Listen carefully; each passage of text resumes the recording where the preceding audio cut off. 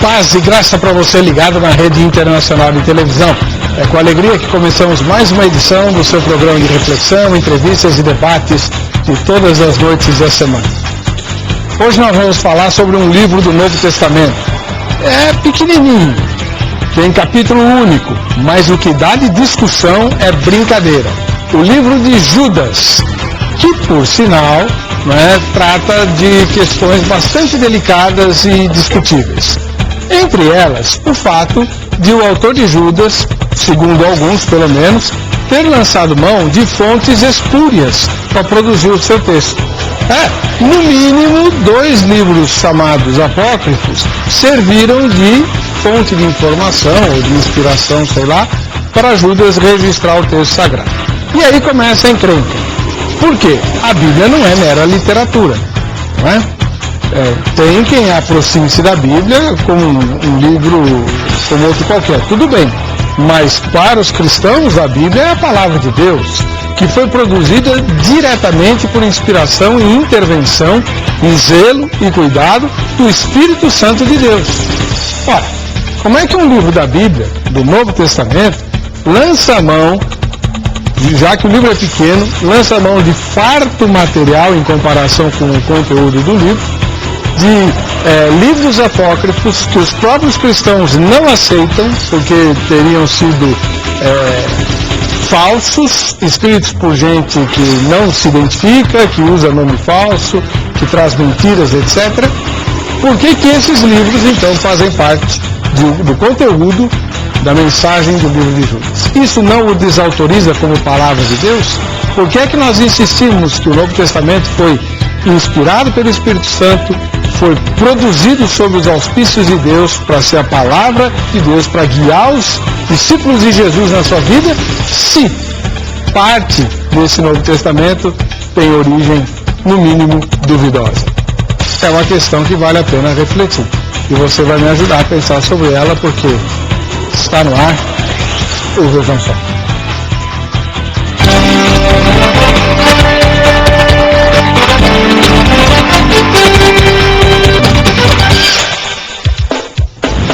Olá, é com grande alegria que começamos mais essa edição do programa Vejam Só. Oferecimento da Agrade, Academia Teológica da Graça de Deus.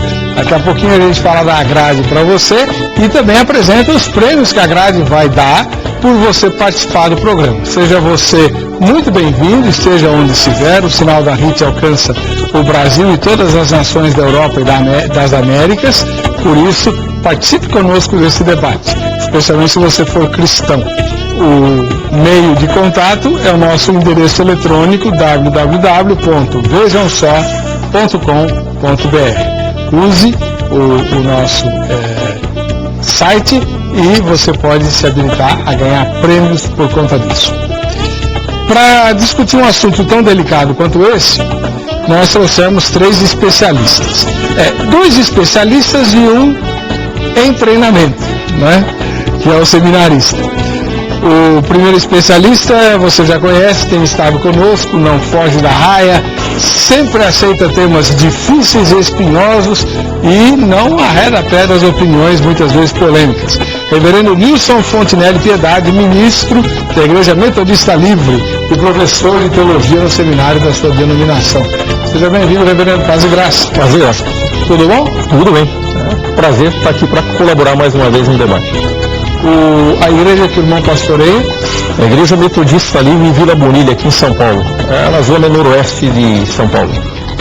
O pessoal que assiste ao Vejam Só escreve para o senhor: reverendo, vamos surtir essas ideias ou não?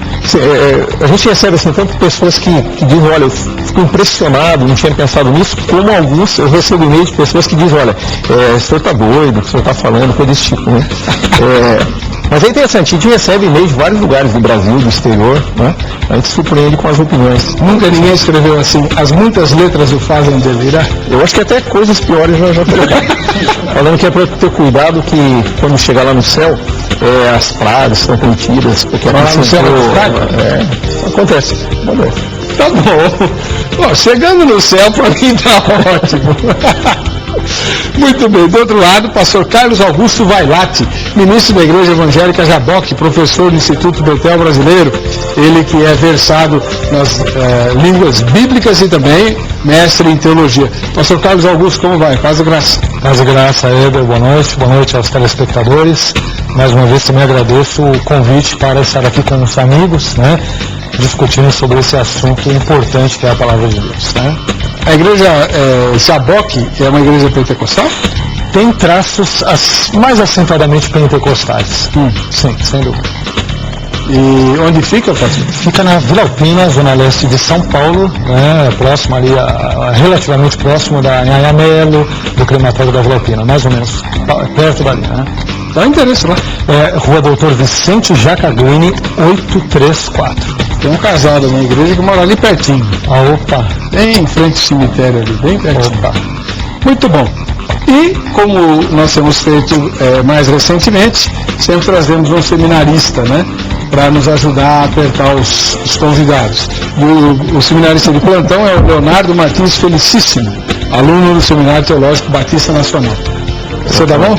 Paz e graça, pastor. Paz e graça. É um prazer estar. Felicíssimo é apelido ou é nome? Isso é o que eu mais ouço. É nome mesmo, Felicíssimo.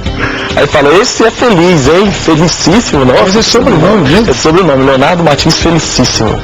Somos uma geração de felicíssimos de Volta Redonda, Rio de Janeiro. Olha, nunca tinha visto isso. Você tem algum apelido?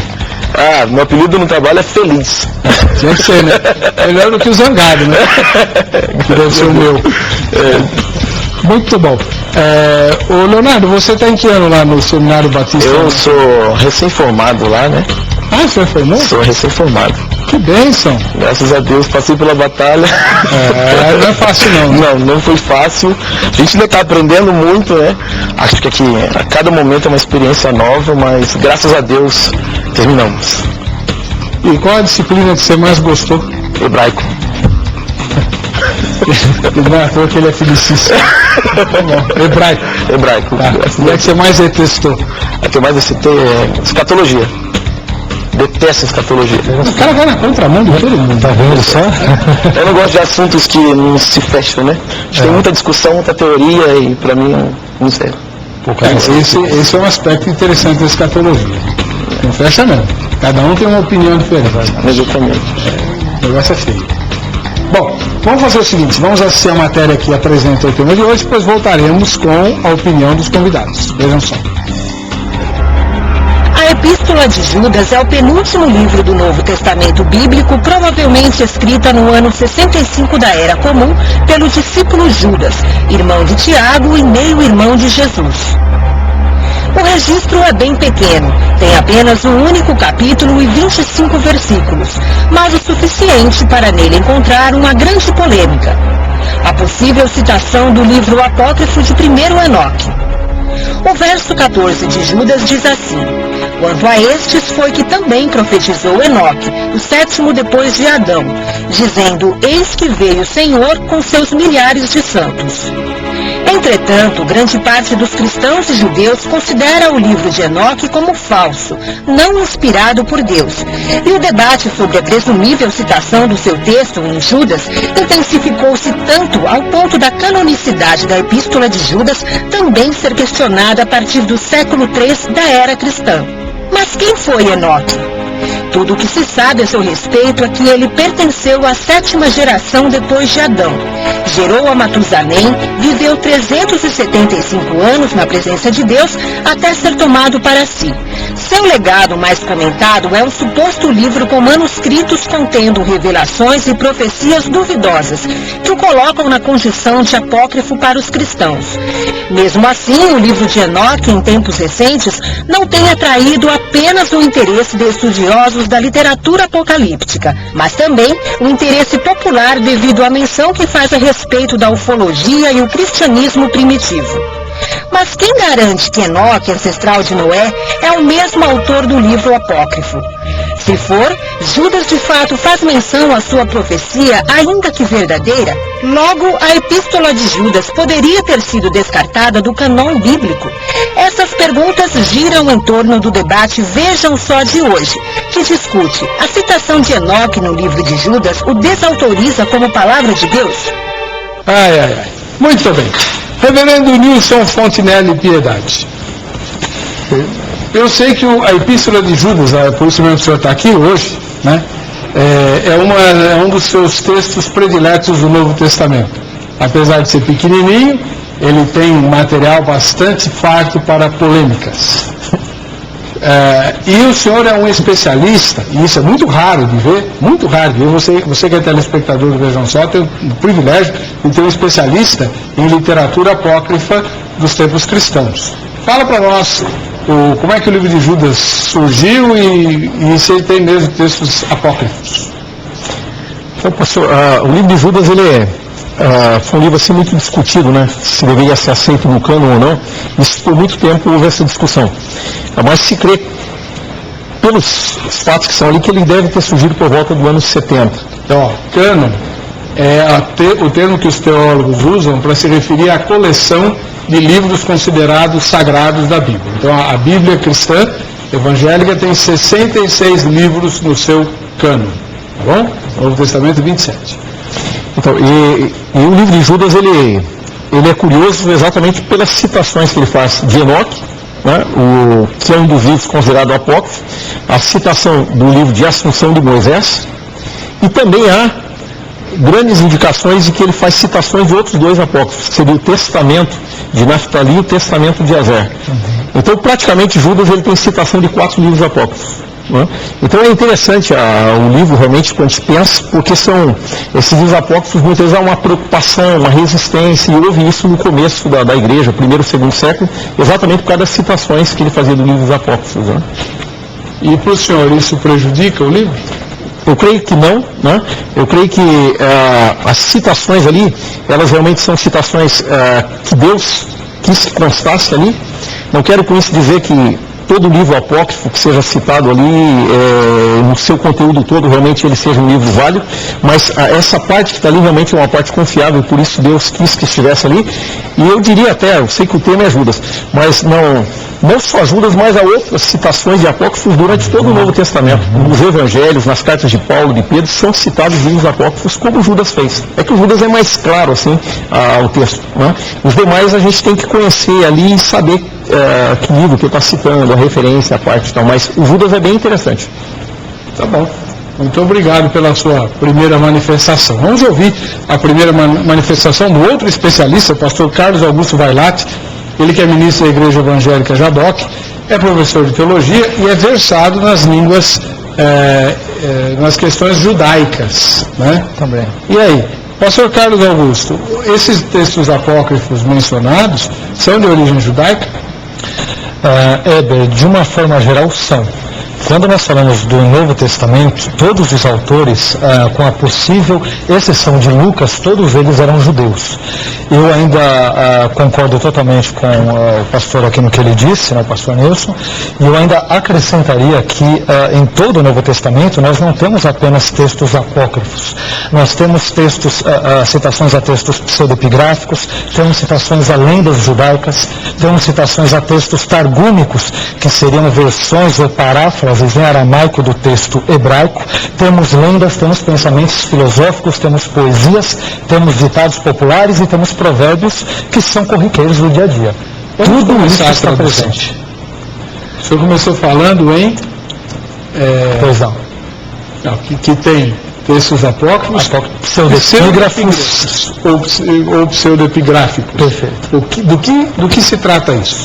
Textos pseudepigráficos são textos que o nome pseudos em grego quer dizer falso. E epigráfico vem de grafém, que quer dizer escrever, ou seja, são textos que têm uma autoria falsamente atribuída a autores que têm maior representatividade canônica. Por exemplo, textos que seriam atribuídos a Paulo quando não são, são atribuídos a Pedro, quando não são.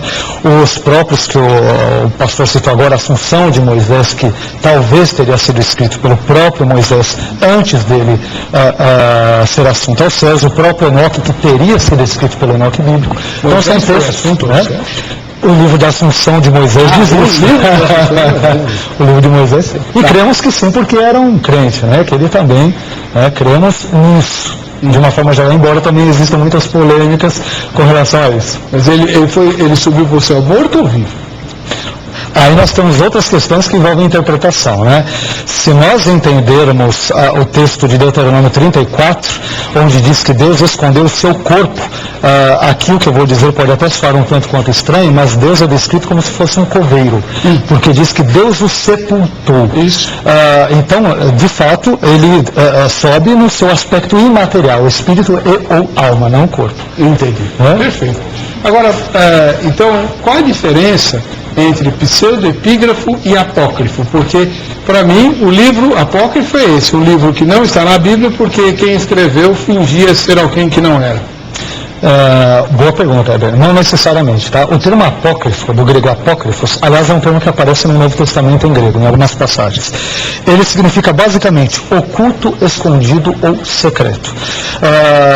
Não necessariamente esses livros chamados apócrifos, eles acreditava-se na igreja que eles tinham uma autoria pseudepigráfica. Muitos acreditavam que os autores que levavam o nome no livro, eles eram de fato os autores que o escreveram. Então, o livro apócrifo não é necessariamente pseudepigráfico, ou vice-versa. Mas pode ser. Por que ele foi rejeitado, então? Então, aí tem várias questões que envolvem os critérios de canonicidade, né? Por exemplo, no Novo Testamento nós tínhamos inúmeros critérios de canonicidade, ou seja, para que estes livros fossem considerados inspirados. Dentre esses critérios, eu poderia citar aqui a questão da circulação geral, ou da catolicidade, ou universalidade do texto, a questão da aceitação pela igreja de uma forma geral, o fato deste livro não ter muitos elementos fantasiosos, o fato dele não conter elementos heréticos, ou seja, serem escritos ortodoxos. Estes são os principais critérios usados para incluir os 27 livros neotestamentários no cânon do Novo Testamento. O senhor, o livro de Judas sofre algum prejuízo por ter lançado mão de tantas fontes não inspiradas?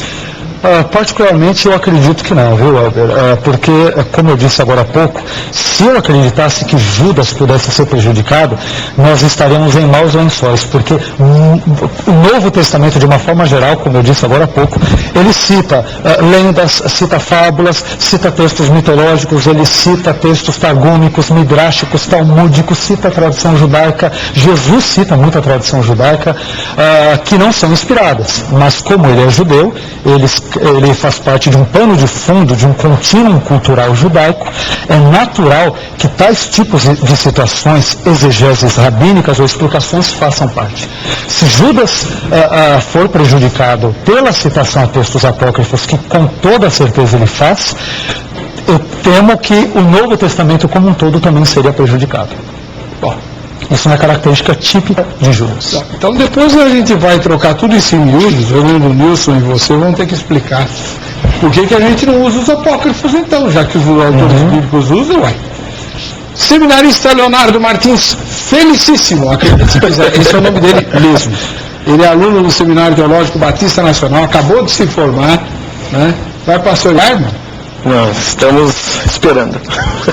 Você é de que igreja? Estamos à disposição, Comunidade Internacional da Paz. Onde fica esse?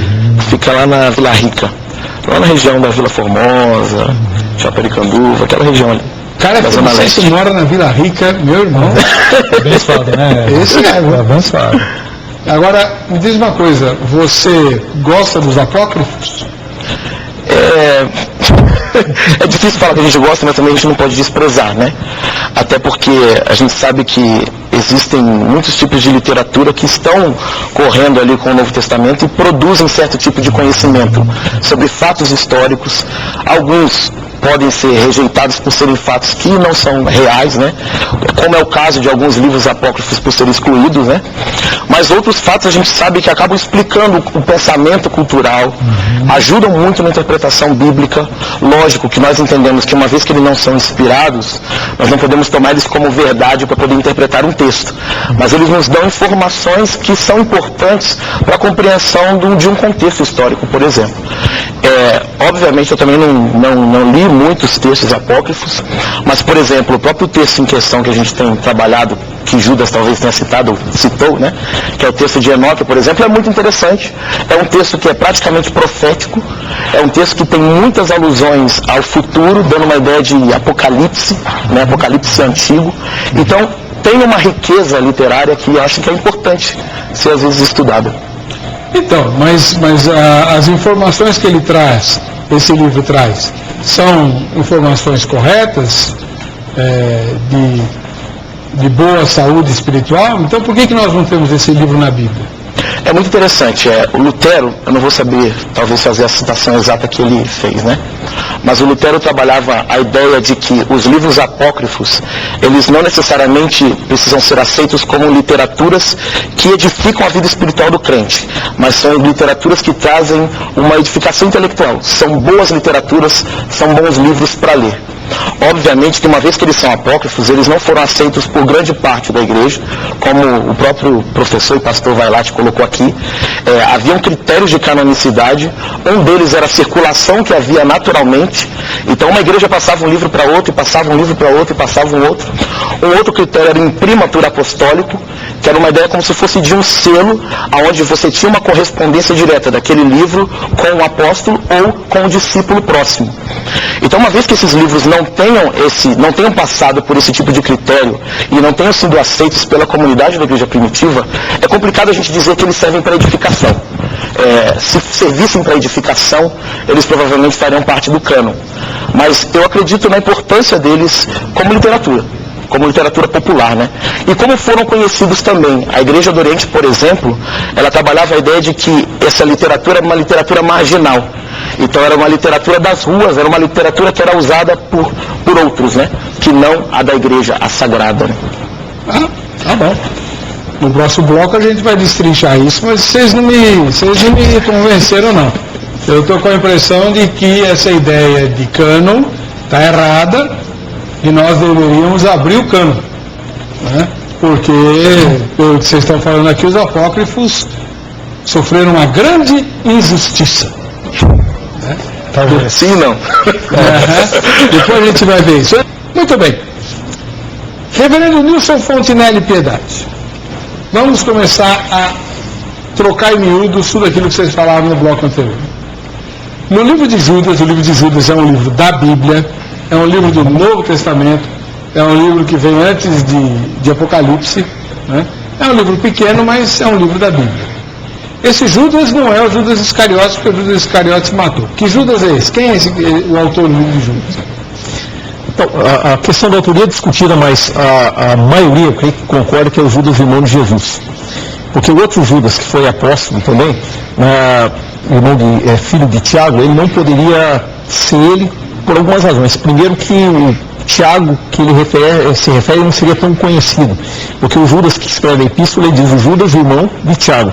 Então esse Tiago chama a atenção que era um Tiago conhecido, porque ele usava uma referência para validar realmente a sua pessoa.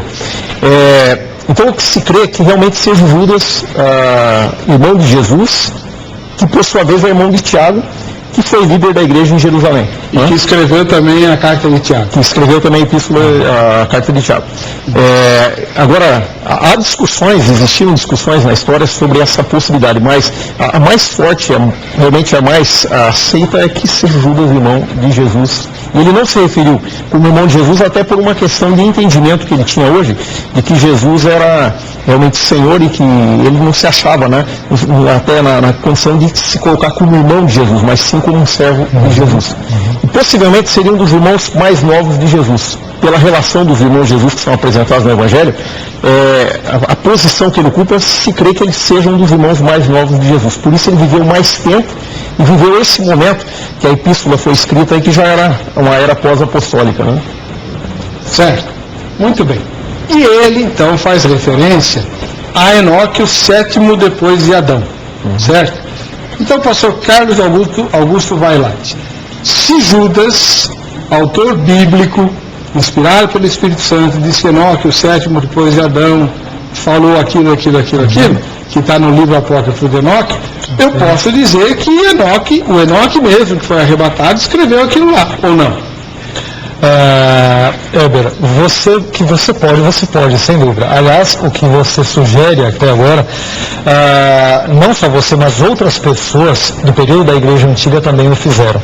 Clemente de Alexandria, Tertuliano e a Epístola de Barnabé aceitavam primeiro Enoque e a Assunção de Moisés como livros totalmente canônicos. Todos, eles aceitavam, isso aí está documentado. Então, essa que é a questão complicada. Só que essas pessoas, elas vivem, e a Epístola de Barnabé, esse é um contexto do 2º ao 4º século depois de Cristo. Porém, os nossos escritos mais antigos, os nossos melhores manuscritos, chamados melhores manuscritos do Novo Testamento, eles datam da época do 4º século depois de Cristo. Então, aliás, houve uma cisma com relação à igreja cristã oriental e ocidental com relação à inclusão ou aceitação desses textos no cânon.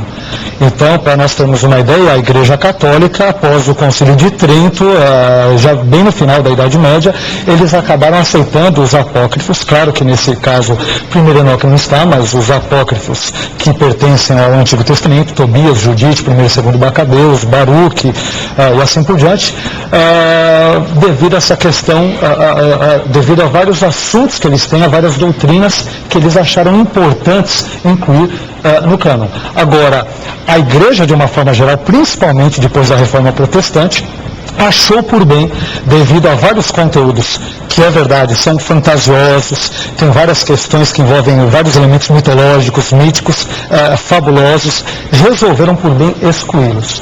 Porém, em outros textos da Bíblia, no Antigo e Novo Testamentos, nós temos outros elementos que envolvem fábulas, que envolvem tradições, como eu disse agora há pouco, envolvem textos que vêm da tradição judaica, rabínica.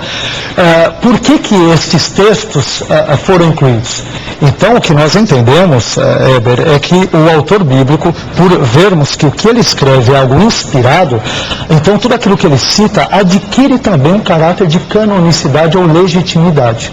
Porém, como a gente viu agora, Clemente de Alexandria, Tertuliano, Epístola de Barnabé entenderam que primeiro Enoque todo, e inclusive a Assunção de Moisés, eram canônicos. E vou mais longe ainda.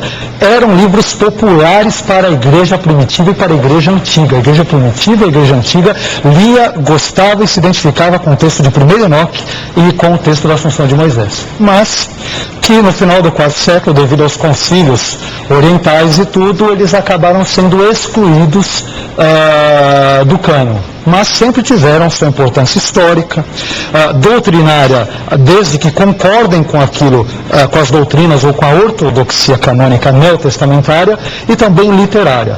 Então como o Leonardo aqui disse, né, eu vejo esses livros importantes não só como literatura. Eu vejo eles importantes como um depoimento histórico, uma importância histórica, e inclusive doutrinária também, não em tudo, mas simplesmente, principalmente naqueles elementos sobre os quais o Novo Testamento fala, ou sobre os quais eles lançam luz sobre o Novo Testamento. Lançam luz? Lançam luz. Lançam luz. Eu acho que é uma coisa que Jesus não faz, né? Lançam luz. Nada. Mas enfim, pois não. Deixa eu fazer uma pergunta para o Felicíssimo, nosso seminarista. O irmão tem alguma pergunta para fazer para os dois? Eu agora achei intrigante o comentário do Vailate com relação à doutrina, uma vez que ele citou o Concílio de Trento, por exemplo, né, explicando, e dali surgiram os livros deuterocanônicos, né, canonizados posteriormente, né, pela própria Igreja Católica. Perfeito. E nós sabemos, obviamente que eu não vou conseguir citar alguns aqui, mas me falo do que eu recordo do que li, né? Sabemos que algumas dessas literaturas consideradas como apócrifas, por exemplo, contêm doutrinas católicas, como, por exemplo, a doutrina do purgatório.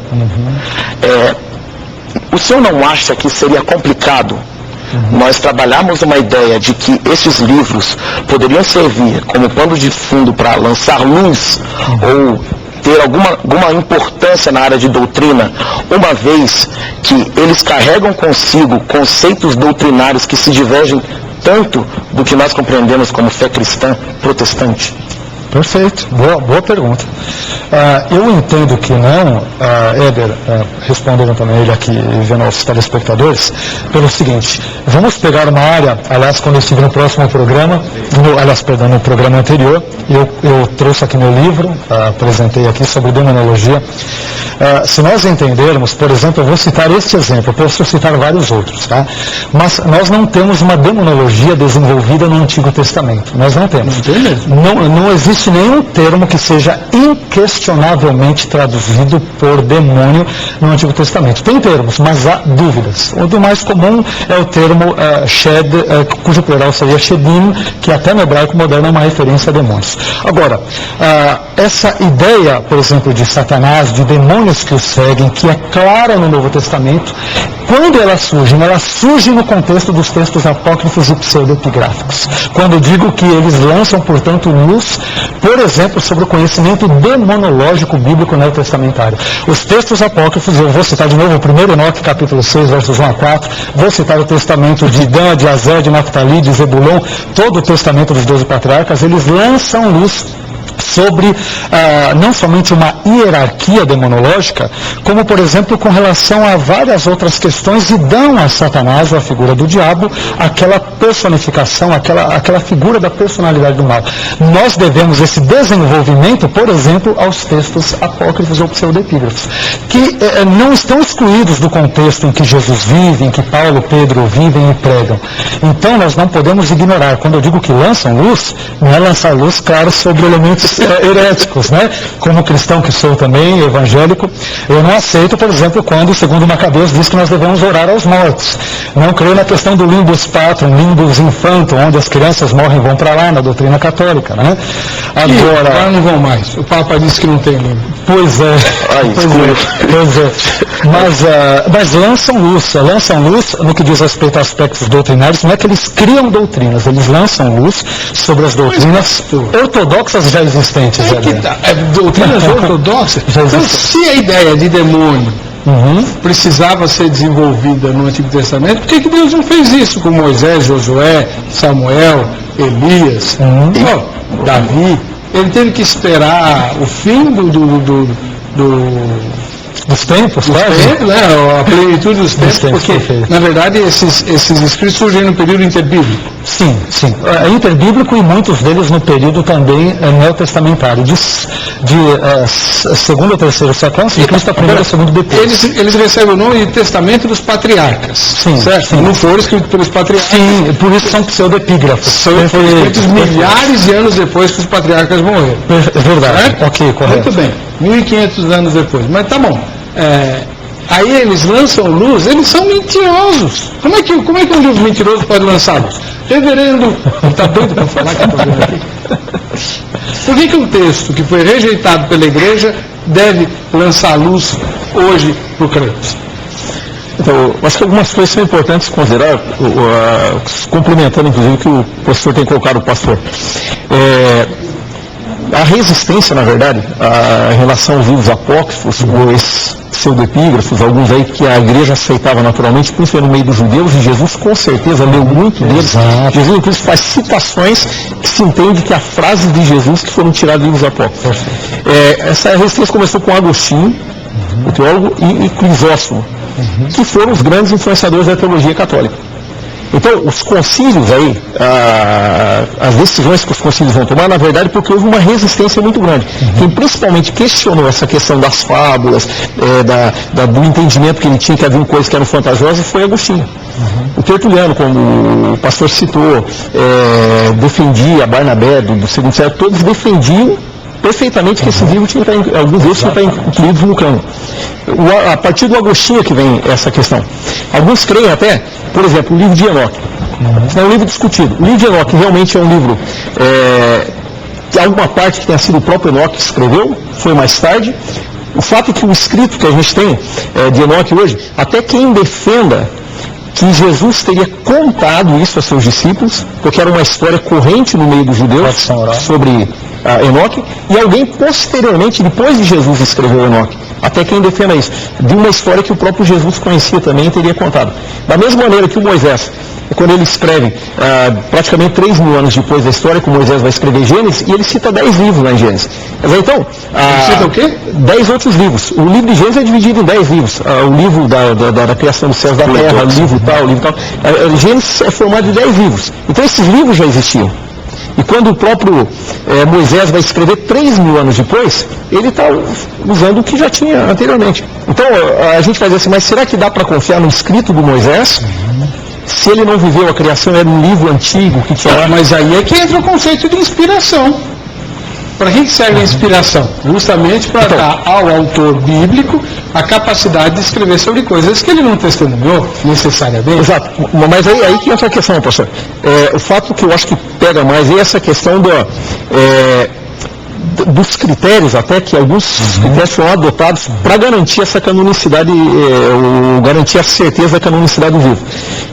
Eu pessoalmente, eu creio que é duvidoso esses critérios. Eu pessoalmente. Por quê?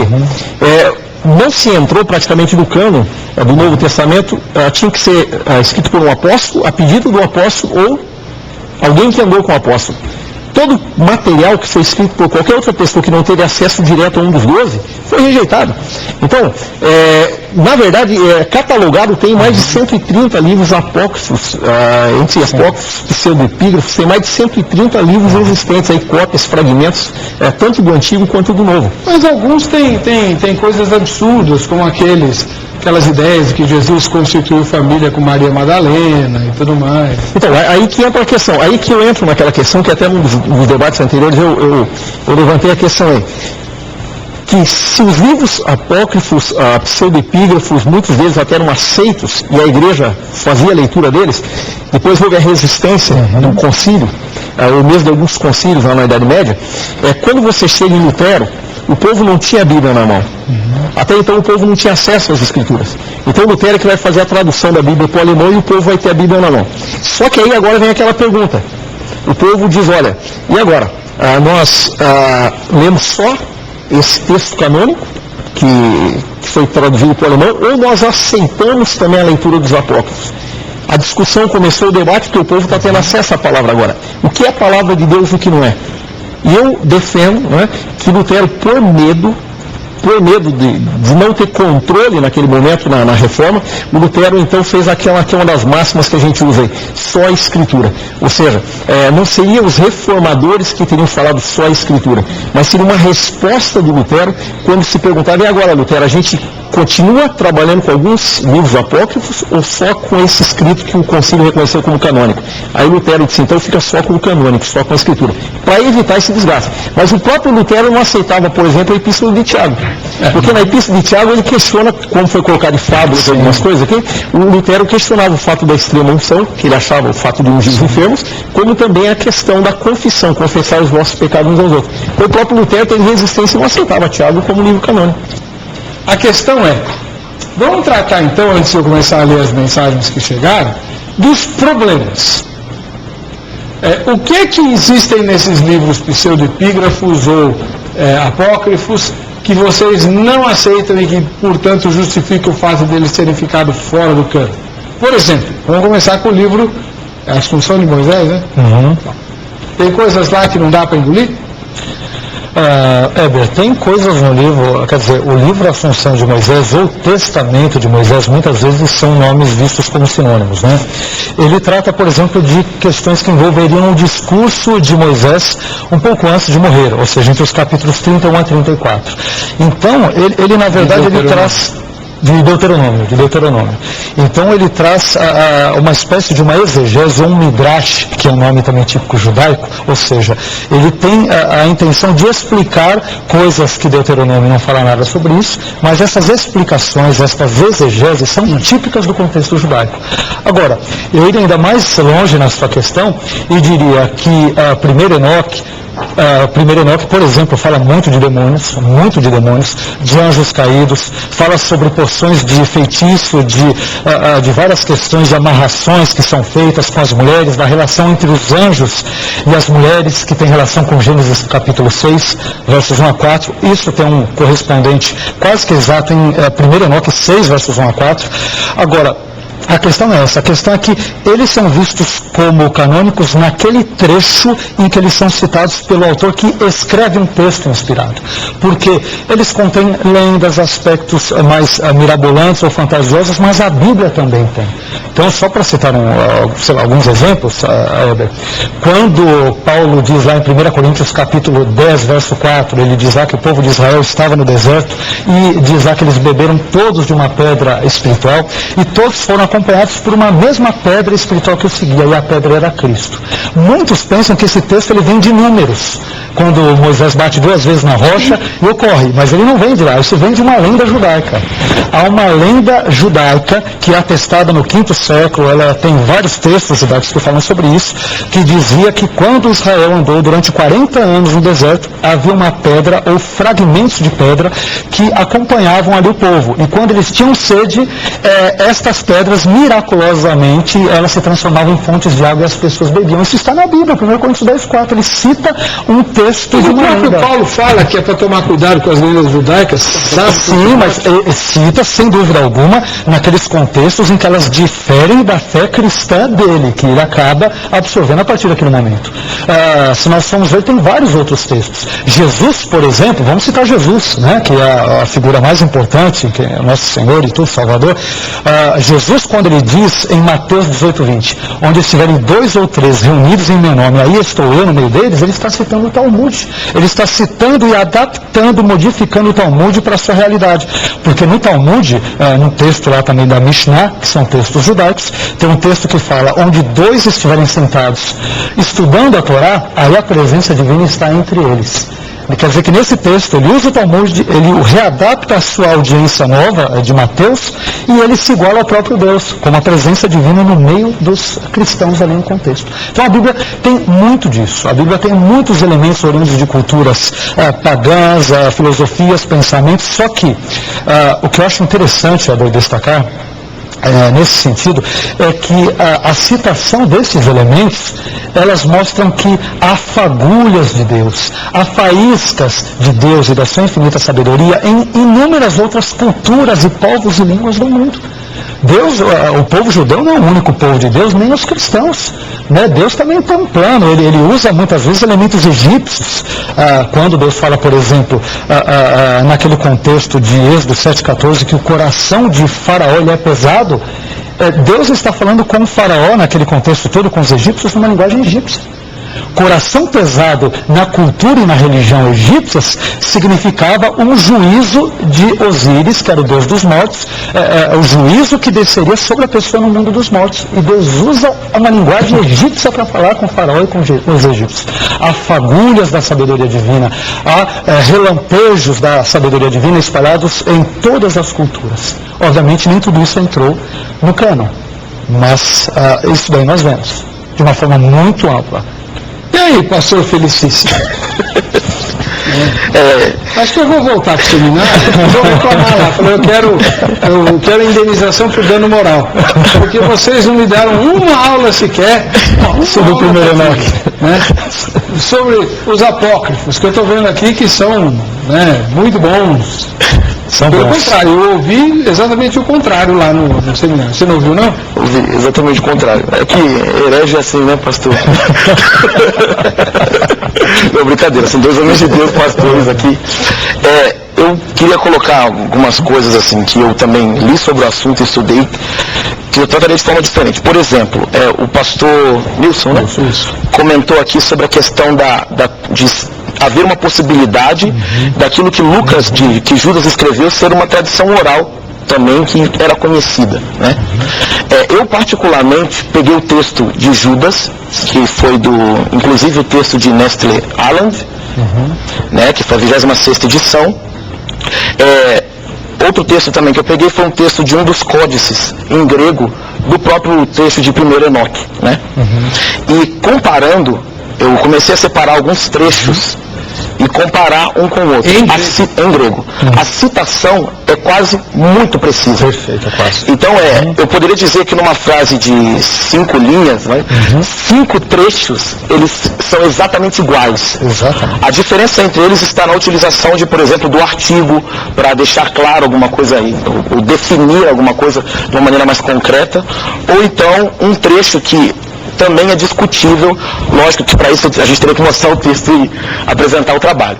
Mas enfim, a gente percebe que grande parte do que Judas citou está no livro de Enoque. É difícil a gente trabalhar só uma questão da tradição oral. Um outro problema que a gente também, que é abordado por alguns outros autores, é a questão... Eu vou pedir para você esperar um pouquinho, Tá bom. a gente vai chamar um intervalo, na volta você retoma essa questão é muito importante e nós estouramos o tempo. Quero que você explique para nós, a gente já volta com Vejam Só. Eu estava conversando aqui no bloco anterior com o seminarista Leonardo Martins Felicíssimo, e ele estava colocando algumas questões bastante sérias, né, a respeito do tema de hoje. O irmão pode retomar, por favor? O que nós dizíamos era que é curioso a gente pensar, conforme o pastor Nilson havia colocado na questão da tradição oral, porque como numa análise simples que eu fiz dos 2 textos na mesma língua, grega no caso, um códice grego do livro de Enoque com um códice grego do livro de Judas, né? Uma comparação ali, a gente percebe que existem muitas semelhanças, o que dificultaria, e chega a ser curioso, lógico que eu não fui a fundo para isso, mas chega a ser curioso, por que um texto talvez guardado como uma tradição oral, teria tantas semelhanças gráficas, né, a nível de grafia, de escrita, né?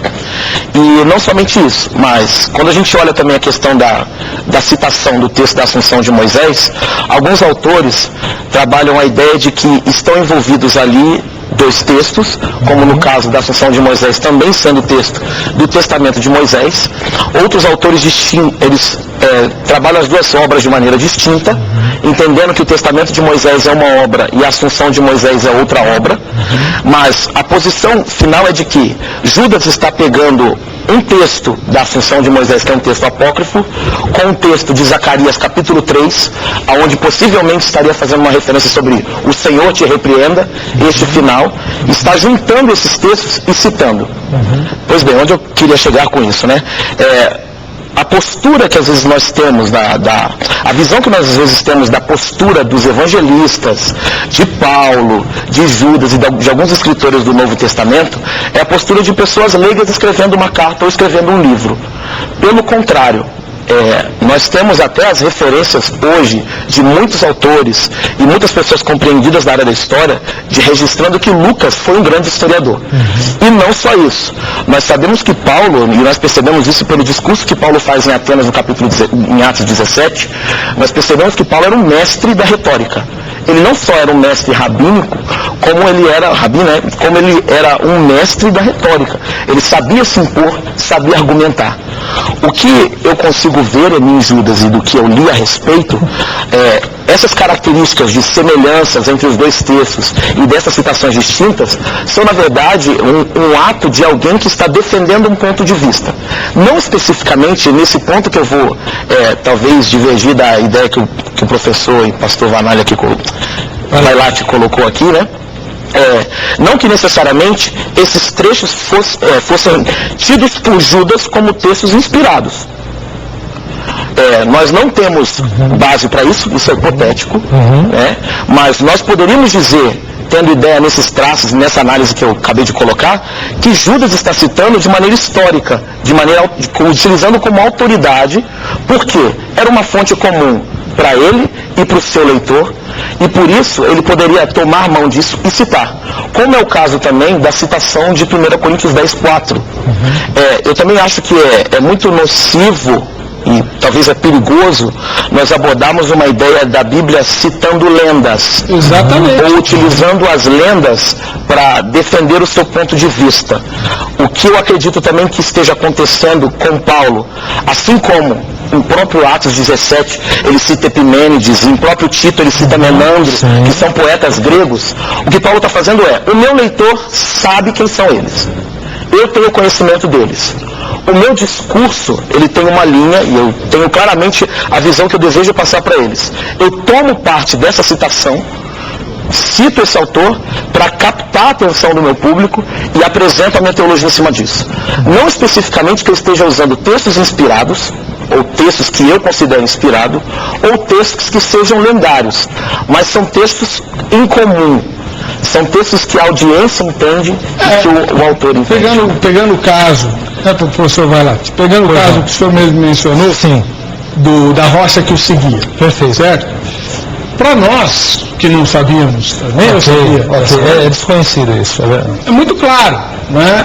Então Paulo está fazendo aqui uma referência ao fato de Jesus ser a rocha. Pedro também fala que ele é a rocha. É Jesus, é Jesus, só que ele baseia assim uma lenda para falar disso. Seguir era Cristo. Então Paulo está lançando mão de um conhecimento para o leitor original que era existente e fazendo uma aplicação cristã. Exatamente. Não há prejuízo. Você não está dizendo que a lenda era verdadeira. Sim, exato, perfeito. É essa a questão. Quando eu digo que ele cita a lenda, não que necessariamente ele acreditasse, né? Mas ele cita algo que era do conhecimento comum das pessoas, como ele colocou agora. Não é que ele acreditasse em tudo que ele cita. Mas tem coisas, por exemplo, que não estão. Deixa eu citar outro exemplo de novo. Vamos sair da Bíblia, né? Vamos lá para um texto interessante. Quando a gente vai para um texto de Timóteo, onde Paulo cita Janes e Jambres, que seriam os dois mágicos lá, que eram o braço direito e esquerdo de Faraó, no texto de Êxodo, ele não cita nem o texto maçorético. Esse texto maçorético seria o texto hebraico, seguido das questões vogais, né, ou da vocalização, entre o século VII ao XI depois de Cristo. Só que ele não cita nem isso e nem a Septuaginta, que é a tradução grega do Antigo Testamento hebraico, vertida entre o terceiro e segundo séculos antes de Cristo. E de onde então Paulo tira Janes e Jambres? Isso está no texto, e quando está no texto, de novo, ele adquire um caráter canônico. Aí ele cita do Targum. Ele cita do Targum, que é um comentário, que é uma paráfrase do texto hebraico, o Targum Yonatan, que é do segundo século antes de Cristo. Lá aparecem os nomes de Janes e Jambres, ou Yanes e Jambres, uma vez que não existe o J em hebraico, nem em aramaico. Ele cita essa fonte. Então, essa questão que eu quero dizer, quando há essas citações, como ele bem colocou, a questão é, nós não podemos ignorá-las, elas estão no cânon. Há citações apócrifas, pseudepigráficas, lendárias, mitológicas, ditado popular, quando Paulo diz, não vos enganeis, as más conversações corrompem os bons costumes. Isso é ditado popular de conversa de rua. Só que quando ele cita, você vê, não é que esse ditado seja inspirado, mas ele está de acordo com a ética do momento, com o ensinamento do momento, e faz sentido. Hoje nós podemos dizer, cada macaco no seu galho teria um tipo de... eu acho que isso ajuda, né? Isso ajuda a gente, telespectador principalmente, a entender que a Bíblia não foi psicografada. Exatamente. Né, Paulo? Está se segurando lá. Eu queria só aproveitar e fazer algumas colocações que o pastor está colocando, um exemplo, né, porque às vezes a gente vê o pessoal que assiste o programa, às vezes não entende, né, essa questão do apócrifo. Um exemplo também, claro, que a gente poderia colocar de citação de um livro considerado apócrifo é Mateus 27, quando ele descreve que Judas traiu Jesus após o suicídio de Judas, e que 10 moedas foram compradas no campo, né, e que esse campo então foi campo de sangue. Isso é uma citação que ele diz lá no texto de Mateus, bem como falou o profeta Jeremias. Só que não existe isso em Jeremias. Então qualquer um que tenha a sua Bíblia na mão pode procurar ler Jeremias inteiro, que não existe isso. Por quê? Porque existe o segundo Jeremias. E nesse livro apócrifo do segundo Jeremias é que conta, tinha essa profecia. E ali é visto como profecia. Quer dizer, um livro apócrifo profetizou o que ia acontecer com Judas. E ali o próprio texto de Mateus reconhece a profecia do segundo Jeremias. Eu até colocaria uma outra questão que eu acho que é importante sobre Judas, dentro do que a gente está colocando, a relação que tem entre Judas e segundo de Pedro. Segundo de Pedro 2. O que é até uma crença? Que a epístola de Judas, na verdade, ela seria uma reprodução, porque Pedro teria escrito, teria representado os apóstolos preocupados com coisas que aconteceriam na frente, se reuniram, teriam feito um escrito alertando a igreja do que aconteceria. Então, quando chega o Judas lá na frente, o Judas fala numa linguagem um pouco diferente do Pedro. O Pedro fala, olha, virão, vão surgir. Quando chega em Judas, Judas fala, se introduziram, já estão no nosso meio. Então o Judas vem confirmar o que estava lá. Se Judas, em 2 de Pedro 2, é praticamente cópia de um panfleto, que teria sido escrito pelos apóstolos, isso vai ainda mais afirmar a ideia de que realmente eles reconheciam perfeitamente o livro de Enoque, de Moisés, porque seria um escrito apostólico que Pedro registrou e depois, mais tarde, o Judas vem e reproduz agora de Enoque. Se cumpriu tudo que estava na segunda epístola de Pedro. Aconteceu, estão no nosso meio. Então seria mais uma afirmação de que entre eles, os leitores sabiam nitidamente quando ele citava Enoque, Moisés, era uma leitura comum entre eles. Não sei se eu posso já aproveitar também até a fala dele. É interessante que nós estamos aqui conversando um pouco nos bastidores, né? E para nós, assim, quer dizer, ele estuda a Bíblia, que ambos aqui estão pessoas aqui que estudam a Bíblia, não que tem razão em tudo, de hipótese alguma, não, nós temos a nossa opinião, mas é interessante que quando a gente fala do fechamento do cânon do Novo Testamento, que se deu no quase de meados para o final do 4º século depois de Cristo, né? Tanto no Oriente quanto no Ocidente, Hipona, Cartago, regiões do Oriente, não houve um consenso geral das pessoas. É importante a gente ver, prova disso que primeiro Enoque, como a gente citou agora, a Assunção de Moisés, eram lidos, cridos, aceitos por muitas pessoas. Nós até discutíamos aqui, o que a gente vai dizer aqui, que às vezes parece que há um conflito entre fé e razão, porque pela fé nós acreditamos os 27 livros neotestamentários, por exemplo, mais os 39 do Antigo Testamento, cujo cânon fecha no final do 2º século depois de Cristo, sem todos os textos bíblicos. Agora, estas citações de Enoque, de Assunção de Moisés e tantos outros textos abrem margem para pensarmos, será que todos eles de fato foram incluídos, todos os livros que eram para estar, estão incluídos? Essa era a minha pergunta. Como crente, eu digo que todos estão ali, mas o pensamento de alguém que estuda me faz pensar, meu Deus, Barnabé poderia ter entrado. Mas veja só. Primeiro Enoque poderia ter entrado. Aí que está, porque existe hoje, principalmente nos canais chamados de documentários, da TV fechada, vários documentários levantando a hipótese de que houve uma conspiração para que a Bíblia ficasse do jeito que está e tal, escondendo segredos, como a família de Jesus com Maria Madalena, por exemplo, e tal. Então esse tipo de palavra sua fortalece mais ou menos essa sensação de conspiratória, não é? Eu não digo que é conspiratório, né?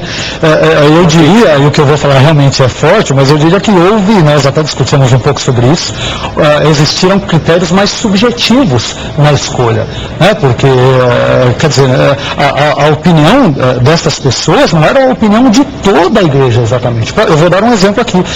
O livro de Apocalipse, ele foi excluído da igreja ortodoxa síria, não pertence à igreja ortodoxa cristã síria, mas nós o aceitamos.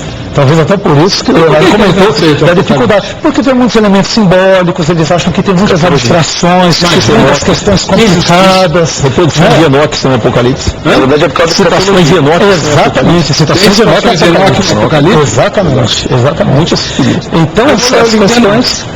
Se eu perder a fé, a culpa é de vocês três. Pastor Heber, só uma coisa interessante também, né? Só para fomentar mais aqui. A gente está discutindo, por exemplo, o fato de um autor inspirado ter citado um texto não inspirado, como dando algum tipo de importância para esse texto. Contudo, era algo que eu comentava até com o pastor Vailate também, nós precisamos tomar cuidado, porque nós sabemos de uma coisa: se entendemos que o texto de Judas foi escrito até por volta do ano 70, isso nos dá margem para um outro tipo de discussão. Até quando que foi fechado o cânon, ou os livros, quais foram os livros que foram considerados a legítima Bíblia hebraica, se assim podemos dizer. E aí eu comentava com o pastor Vailate que houve um concílio formado por rabinos judeus em Jâmnia, por volta do ano 90, Nesse concílio é que foi definido quais livros seriam fechados como Bíblia hebraica. 90 da nossa era? 90 depois de Cristo, né? Não é possível. Mas na verdade foi mais do final do segundo século. Final do segundo século. Segundo século, não é no primeiro, do final do segundo século. Não, peraí. No tempo de Jesus o cânon hebraico não estava fechado? Não estava fechado. Não estava Essa fechado. é a questão. Não estava. Uma vez que ele, agora pense comigo, uma vez que ele não está fechado, significa que eu tenho uma coleção de livros utilizados pela cultura judaica, reconhecidos como literatura, que podem ser tomados para fazer abordagens ou dar peso à sua discussão. Agora, será que, aí vem a minha questão, será que... A Septuaginta, de quando que ela é? Ela é anterior ao período cristão. Pois é, e isso não representa... E ela já traz textos. E ela já traz textos. Inclusive, só fechar. Inclusive, alguns desses textos estão presentes, obviamente, na Septuaginta. E o que foi decidido no Concílio de Jamnia? Olha o seguinte, estes textos, os textos que são escritos em grego, os textos que não são legitimamente hebraicos, são escritos em grego e que não abordam o lado histórico da cultura judaica, serão retirados e não serão reconhecidos. Serão literatura, mas não serão reconhecidos. Quais livros foram fechados nesse período, nesse concílio? O que temos de Gênesis a Malaquias. Então, portanto, agora só estou fomentando, os dois estão desesperados para falar. Isso que você está falando, exatamente. O que eu estou querendo dizer é o seguinte, é válido que eles tenham utilizado o texto, é óbvio que eles utilizariam, se fosse possível, que para eles era um texto judaico. Agora, será que depois desse concílio, uma vez que tivesse essa compreensão judaica estabelecida para todos, será que eles ainda insistiriam em fazer essas citações? Boa pergunta. Essa é a questão. Só uma colocação que eu acho que é importante. Quando a gente usa a Septuaginta, a gente fala com tanta segurança, né? A Septuaginta, tal referência. Inclusive, existe toda uma discussão aí que a Septuaginta teria sido também uma farsa.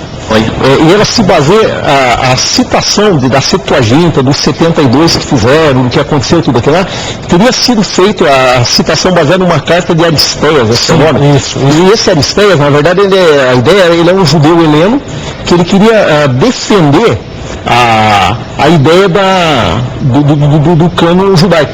E aí ele teria forjado essa história toda de Septuaginta, dos 72, isso teria acontecido. Então, inclusive, é discutir essa questão da Septuaginta. Deixando o texto para a gente ter como base. Os 7 apócrifos da Bíblia Católica estão na Septuaginta. Do Antigo Testamento. Sim, do Antigo Testamento. O que ocorre, Abel? Quando a gente fala aqui, acho que é interessante a gente colocar algumas coisas aqui. Nós temos dois cânons. Nós temos o cânon alexandrino, que se tornou a Septuaginta. E nós temos o cânon palestino, que é o texto maçorético, a Bíblia hebraica, que não tem os apócrifos. Quando ocorre uma cisão na igreja entre a igreja oriental e ocidental, a igreja oriental, ela acaba seguindo, dentro desse contexto todo, muitas vezes um aspecto voltado até para os apócrifos, ou seja, para esse texto alexandrino, enquanto a outra parte da igreja não. Agora, é interessante a gente ver que a maioria esmagadora das citações do Novo Testamento feitas ali ao Antigo Testamento seguem a Septuaginta, né? A gente fala Septuaginta de uma forma portuguesada, mas se diz Septuaginta. Hebreus cita majoritariamente a Septuaginta, Paulo cita bastante a Septuaginta, às vezes nem a Septuaginta ele cita textos rabínicos, ele cita, como eu citei agora, Targum, cita a lenda, ele cita texto hebraico, mas várias citações existem. Agora, o curioso disso tudo, envolve a tua pergunta, é que a Septuaginta, dentro dessa crença, há essa polêmica que o reverendo Nilson comentou, sem dúvida, mas ela é fechada antes do próprio cânon original hebraico. A Septuaginta fecha entre o terceiro e o segundo séculos antes de Cristo, e o cânon hebraico ele é fechado no final do segundo século depois de Cristo. Então, isso também ajuda a fomentar todo o pensamento helênico, grego, que ocorre no Novo Testamento. O Novo Testamento é escrito em grego, e é a língua universal da época. Eles fazem esse tipo de citação. A citação majoritária do Novo Testamento é da Septuaginta. Bom, vou fazer uma última pergunta para o reverendo Nilson Fontinelli, que tem a ver com o aspecto pastoral. Diante disso tudo que vocês disseram aqui,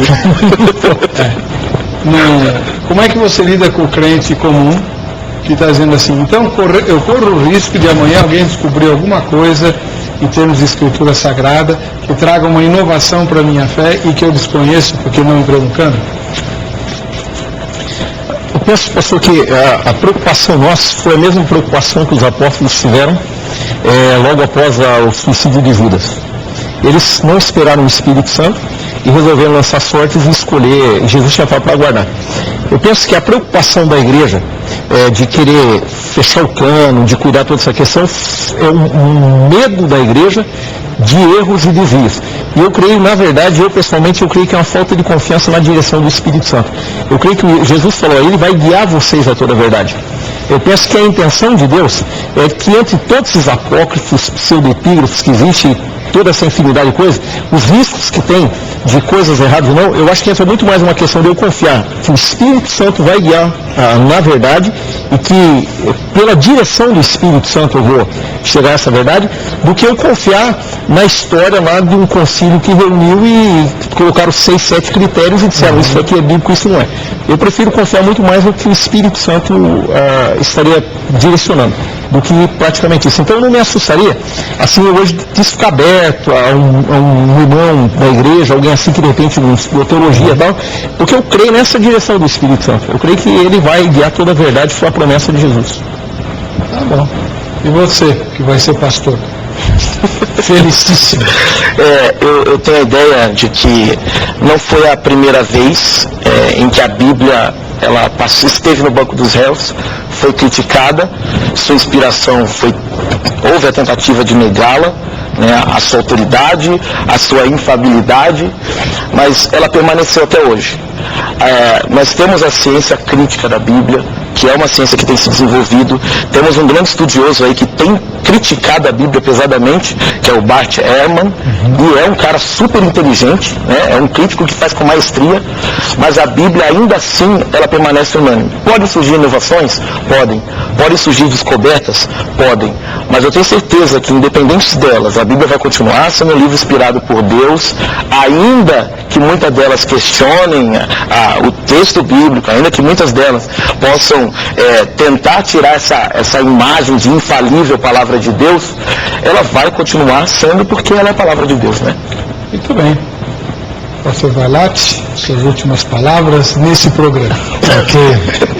Eu entendo o seguinte, que da mesma forma que o reverendo Nilson comentou, eu creio que eu falo às vezes alguns assuntos relacionados a isso na igreja, mas eu gosto também de não omitir informações para os membros da igreja. Não é que eu queira confundi-los, mas eu penso que como pastor, mas como um estudante, também um estudioso da Bíblia, eu deva falar a verdade para eles.